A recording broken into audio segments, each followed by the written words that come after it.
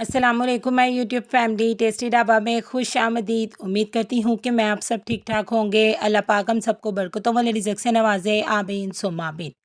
आज मैं आप लोगों के लिए ऑथेंटिक रेशेदार बीफ शामी कबाब की रेसिपी लेकर आई हूँ, जिसमें ना तो आप लोगों को बीफ की स्मेल आएगी और ना ही हम ये करेंगे कि सारी चीज़ें डाली और बॉयल होने के लिए रख दिया। नहीं, हम बहुत ही न्यू तरीके से ये शामी कबाब बनाएंगे, जिससे आप लोगों को बीफ की स्मेल भी नहीं आएगी।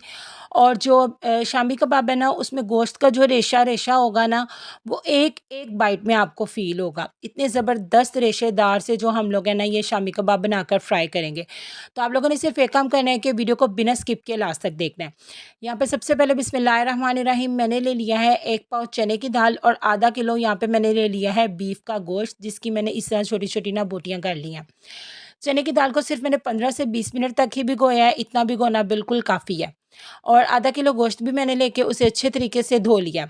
आपने जितना गोश्त लेना है ना, उसकी आधी चने की दाल लेनी है। अगर आप ज़्यादा क्वांटिटी में भी बना रहे हो तो आपने इस मेजरमेंट का ध्यान रखना है कि जितना आप गोश्त ले रहे हो उसके आधे आपने चने की दाल लेनी है, ताकि आपको एक-एक बाइट में गोश्त के ज़बरदस्त से जो रेशे है ना, उसका फ्लेवर आ सके। अब शामी कबाब बनाने के लिए सबसे पहले मैं कुछ गरम मसाले खड़े ले लूँगी, वो मैं आपको बताती हूँ कितनी-कितनी मिकदार में लेनी है और उन्हें किस स्टेज पे यूज़ करना है।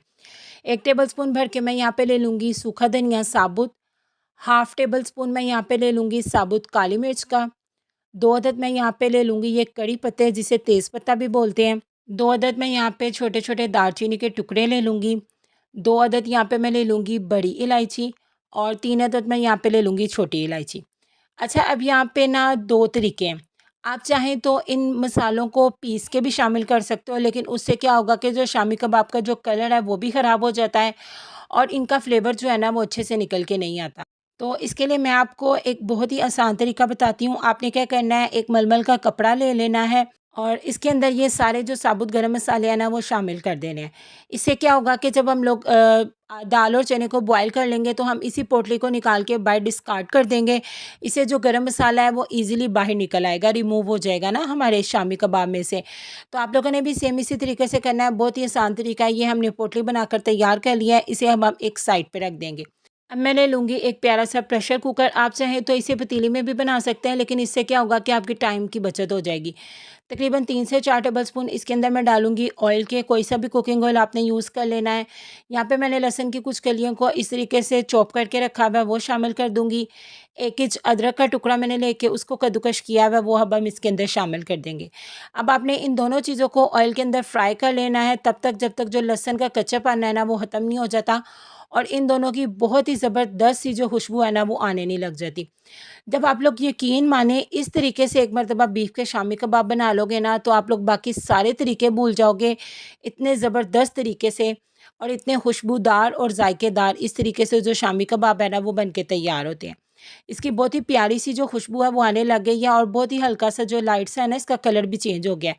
तो इस स्टेज पे जो हमने आधा किलो बीफ का गोश्त रखा हुआ है धो के, उसको अब हम इसके अंदर शामिल कर देंगे। कोशिश आपने ये करनी है कि गोश्त में पानी बिल्कुल नहीं होना चाहिए।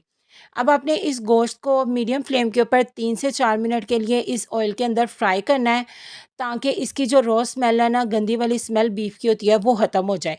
इससे क्या होगा कि जब आप लोगों के शामी कबाब बन के तैयार होंगे तो उसमें बीफ की जो कच्ची स्मेल है ना वो बिल्कुल भी नहीं आएगी। तो जब तक मैं यहाँ पे इसे भून रही हूँ, तो अगर अभी तक आप लोगों ने मेरे चैनल को सब्सक्राइब नहीं किया तो अभी जाके मेरे चैनल को सब्सक्राइब कर दो। वीडियो अच्छी लगे तो इसे लाइक शेयर और कमेंट करना तो आपने बिल्कुल नहीं भूलना और बेल आइकन को भी ज़रूर प्रेस किया करें, ताकि आगे आने वाली वीडियोस आपको सबसे पहले देखने को मिले। यहाँ पे तकरीबन ना मुझे 3 से 4 मिनट हो गए हैं बीफ को भूनते हुए। तो अब मैं इसके अंदर दाल शामिल कर दूँगी। 1 पाव यहाँ पे मैं चने की दाल का इस्तेमाल कर रही हूँ। चने की दाल का भी जो पानी था ना, जिसमें मैंने इसे भिगोया हुआ था, वो मैंने फेंक दिया। अब यहाँ पे बारी आ जाती है कि पानी हमने इसके अंदर कितना शामिल करना है। पानी आपने इसमें इतना शामिल करना है कि जो सारा मिक्स है ना, उससे 1 इंच ऊपर तक ना पानी होना चाहिए। इतना पानी आपने इसके अंदर शामिल करना है, इससे ज़्यादा पानी आपने बिल्कुल शामिल नहीं करना है। ये देखिए, दोनों चीज़ें जो हैं वो इसके पानी के अंदर अच्छे तरीके से ना डिप हो चुकी हैं। अब मैं इसके अंदर एक मीडियम साइज़ के प्याज को कटिंग करके रखा हुआ है रफली सा, वो इसके अंदर शामिल कर दूँगी।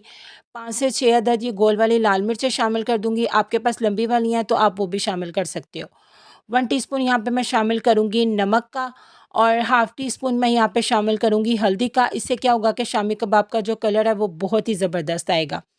कोई दरा मिर्च और कोई लाल मिर्च इस स्टेज पे आपने इसके अंदर ऐड नहीं करनी। इन तमाम चीज़ों को इसके अंदर अच्छे तरीके से मिक्स कर लेंगे और अब जो हमने पोटली बना के रखी हुई है ना, वो भी इसके अंदर शामिल कर देंगे। अब आपने प्रेशर कुकर को कर देना है बंद और अब आपने इसे कुक कर लेना है तब तक जब तक जो आपकी दाल भी है वो अच्छे तरीके से सॉफ्ट नहीं हो जाती और जो आपका मीट है ख़ास तौर पे वो अच्छे तरीके से कुक नहीं ना हो जाता, तब तक आप लोगों ने ना प्रेशर कुकर बंद करके तो इसे पका लेना है। तकरीबन आपको लगेंगे 25 से 30 मिनट, तो तब तक आप लोगों ने इसे अच्छे तरीके से कुक कर लेना है। तो यहाँ पे देखिए माशाल्लाह हमारा जो शामी कबाब का मसाला है वो तैयार हो चुका है। सबसे पहले तो मैं इसके अंदर से पोटली को निकाल के डिस्कार्ड कर दूँगी क्योंकि अब इसका कोई काम नहीं है। तमाम साबुत गरम मसालों का अरक इसके अंदर आ गया है। दाल तो देखने में ही पता चल रहा है कि अच्छे तरीके से कुक हो चुकी है। गोश्त भी देखिए माशाल्लाह बहुत ही अच्छे तरीके से ना गल चुका है। तो अब बारी आ जाती है कि आपने इसको मैश किस तरीके से करना है। इस तरह की मदानी हर घर में होती है। आप चाहें तो गरम-गरम ही इसको इसके साथ मैश कर लें, नहीं तो जिसके अंदर हम लोग चटनी कूटते हैं कूंडी डंडे के अंदर, आप लोग उसके अंदर भी इसे कूट सकते हो, जिस तरह भी आपको ईज़िली अवेलेबल हो। जौन-सी भी चीज़ हो आपने उसमें इसका मैश कर लेना अच्छे तरीके से, लेकिन आपने चॉपर में बिल्कुल नहीं करना। तो यहाँ पे देखिए माशाल्लाह कितने अच्छे तरीके से मैंने मसाले को मैश कर लिया है और अभी से जो गोश्त के रेशे हैं वो कितने ज़्यादा वाज़ेह हो रहे हैं। अब मैं क्या करूँगी, इसे एक बाउल में ट्रांसफ़र कर लूँगी और इसके अंदर अभी हम और भी स्पाइसेस और चीज़ें शामिल करेंगे, तो आपने वीडियो को स्किप करके बिल्कुल नहीं जाना। सबसे पहले मैं यहाँ पे ले लूँगी एक प्यारा-सा पैन और इसके अंदर शामिल करूँगी 1 टेबलस्पून ज़ीरा और 1 टेबलस्पून शामिल करूँगी सूखा धनिया। दोनों चीज़ों को 25 से 30 सेकंड के लिए यहाँ पे ड्राई रोस्ट कर लेंगे। ये जो मसाला हम बना रहे हैं, ये शामी कबाब के मसाले को 4 चाँद लगा देगा, इतना मज़े का फ्लेवर इसका निकल कर आएगा। सिर्फ 25 से 30 सेकंड इसे आपने मीडियम टू लो फ्लेम के ऊपर ना भून लेना है, इसे जलने बिल्कुल नहीं देना। तो जैसे ही ये भी प्यारा-सा भुन जाएगा, तो आपने इसकी फ्लेम को ऑफ करके इसको एक प्लेट में ट्रांसफ़र कर लेना है और फिर इसे ठंडा करके ना आपने इसे पीस लेना है। यहाँ पे शामी कबाब का मसाला मैंने एक बाउल में निकाल लिया है और अब हम इसमें कुछ स्पाइसेस ऐड करेंगे जो इसे मज़ेदार और चटखारेदार बनाएँगे। हाफ़ टी स्पून मैं यहाँ पे शामिल करूँगी कुटी हुई लाल मिर्च का, 1 टीस्पून मैं यहाँ पे शामिल करूँगी पिसी हुई लाल मिर्च का और नमक आपने चेक कर लेना है, अगर आपको वो भी कम लग रहा है तो आपने शामिल कर लेना है। मुझे भी थोड़ा-सा कम लग रहा था मैं 1/4 टीस्पून यहाँ पे नमक का भी शामिल कर दूँगी। अब ये हमने जो सूखा धनिया और ज़ीरे का पाउडर बना के रखा हुआ है वो सारा का सारा इसके अंदर शामिल कर देंगे। हरे मसालों में मैं इसके अंदर शामिल करूँगी कुछ पुदीने के पत्ते जिन्हें मैंने रफली सा चॉप किया हुआ है। हरा धनिया शामिल कर दूँगी 3 से 4 टेबलस्पून और 2 से 3 हरी मिर्चों को मैंने बारीक-बारीक चॉप किया हुआ है, वो भी अब हम इसके अंदर शामिल कर देंगे। बाइंडिंग के लिए यहाँ पे मैं शामिल कर रही हूँ 1 अदद अंडा। तो अगर आप अंडे से एलर्जिक हैं या आपको अंडे की स्मेल पसंद नहीं है, वैसे तो बिल्कुल भी नहीं आती फ्राई होते हुए, तो लेकिन अगर आप फिर भी अंडा शामिल नहीं करना चाहते तो आपने क्या करना है 2 टेबलस्पून बेसन लेके तो उसे भून के वो इसके अंदर शामिल कर देना है और इन तमाम चीज़ों को अच्छे तरीके से ना मिक्स कर लेना है। यहाँ पे देखिए मैंने शामी कबाब का जो सारा का सारा मसाला है ना उसे अच्छे तरीके से मिक्स कर लिया है।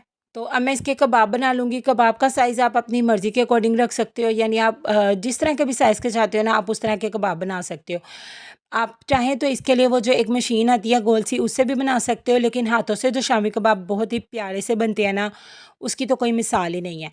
इस तरीके से मैंने एक शामी कबाब बना लिया और बाकी के भी मैं बना लूँगी। इनको अगर आपने फ्रीज़ करना है तो इसी तरह आपने प्लेट या ट्रे उठा के फ्रीज़र में रख देनी है और जब ये बर्फ़ बन जाए तो आपने किसी भी ज़िप-लॉक बैग में इसे डाल के रख देना है। ये 1.5 से 2 माह बिल्कुल भी ख़राब नहीं होंगे। अब मैं यहाँ पे इसे शैलो फ्राई करने लगी हूँ। एक पैन में ऑयल ले लूँगी और उसको हल्का-सा गरम करके तो मैं एक-एक करके अपने जो शामी कबाब है उसके अंदर डाल देंगे। तो पहले आपने इसे बिल्कुल टच नहीं करना, जैसे ही एक साइड पे प्यारा-सा कलर आ जाएगा ना तो आपने चिमटे की हेल्प से इसकी साइड को बदल देना है और दोनों साइड्स पे बहुत ही प्यारा-सा गोल्डन कलर आने तक के लिए आपने इसे फ्राई कर लेना है। आप चाहें तो इसके ऊपर अंडे की भी कोटिंग कर सकती हैं और चाहे तो इसी तरह मेरे तरीके से सिंपल भी फ्राई कर सकते हैं। इस तरह का प्यारा-सा गोल्डन कलर आने तक के लिए आपने इन तमाम कबाबों को फ्राई कर लेना है और ये देखिए माशाल्लाह कितने ज़बरदस्त और खुशबूदार और जायकेदार जो हमारे कबाब हैं, शामी कबाब, बीफ शामी कबाब, रेशेदार बीफ शामी कबाब बिल्कुल बन के तैयार हैं। और ये देखिए इनकी फ़ाइनल लुक और मैं आपको एक तोड़ के भी दिखाती हूँ। देखिए गोश्त का रेशा-रेशा कितना ज़बरदस्त लग रहा है।